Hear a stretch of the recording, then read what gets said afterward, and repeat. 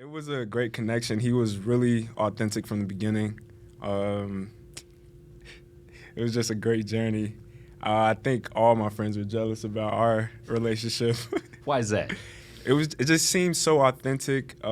Anytime we got together, there was never a dull moment. There was never a quiet room. He contributed to my development in an extreme way, for sure.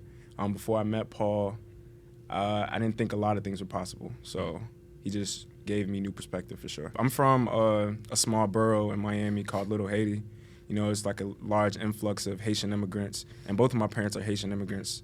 And, coming from where I come from, you don't see much of that. So the first thing I noticed when we got to that building was the view. We were on like the 40th floor, was it? 44th floor. Right. I could see all of Miami. But it was just a bright-eyed, interested young man. Love it. And there was an opportunity to look. And I would say this the right way. He obviously had a number of challenges. I wasn't, my upbringing or my background, my family situation was very different than his. But it was still an opportunity to say to someone, you can do it. That's Just right. as Jay said, you can get there. It's hard work. Nobody told you it was going to be easy. But if you're willing to put in the time and the effort, I'm willing to work with you so we can get there. After I graduated from high school, I attended Florida State University. I majored in family and child sciences and minored in chemistry. The plan was always to be a dentist since probably the age of 12. And Let's just pause for a minute. Paul, you want to interject? Can I interrupt in that? Yeah, absolutely. Jay walks in, and the first time I met him, I said, we're just generally talking, and I said, do you have any dreams, for the Yeah, the future? typical mentor line. Mentor, he says, yeah, I want to be a dentist. I said, come on, Jay.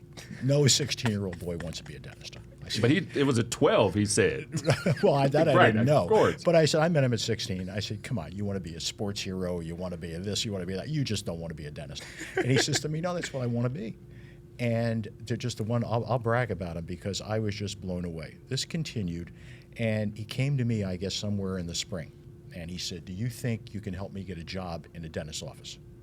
I said, what can you do in a dentist's office? I said, but I'm happy to put you in touch with whoever I know. Of course, like all good lawyers, I didn't follow through. But he followed through and gets himself a job. And I opened up the Miami Herald one day, and they're running a program, they're running an article on high school kids working in various things during the summer. And there on the front page is Jay in his scrubs. And I look at this thing like, unbelievable. So I was just really impressed. so growing up, we had a lot of financial limitations. Yes. Obviously, because both of my parents were Haitian immigrants, and my mom was a single mother raising 2 children at the time.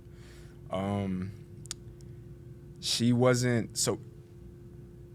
Oral health wasn't prioritized in the household. More like overall health was more prioritized, not getting a cavity fixed or anything like that. So,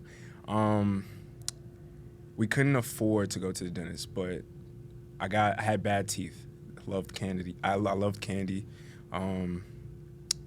So my mom tried to look for the most affordable place to go to, and all I could remember was, months of agony suffering from a cavity, and one dentist being willing to treat me, and he just took the pain away in the matter of probably less than an hour. And I was just at the age, I was probably like 10. I couldn't fathom how he did it, in my head. It's just like he just did a magic trick. And I just wanted to be able to do that for people who can't afford the treatment, the people who, avoid seeking help because, they can't afford the help. So what do you say to someone says, okay, high school kid coming from Little Haiti or from maybe any other area in Miami, once a month, impact? It's underrated. It's so important, just the shift of perspective, because I grew up in Little Haiti 18 years, It's all I saw, all I knew. If it wasn't for Paul giving me new perspective, I would have never thought Florida State University would be possible. I would have never thought Costa Rica mission trip would be possible. I would have never thought Peru mission trip would be possible. I would have never thought being a doctor would be possible. The first doctor in my family.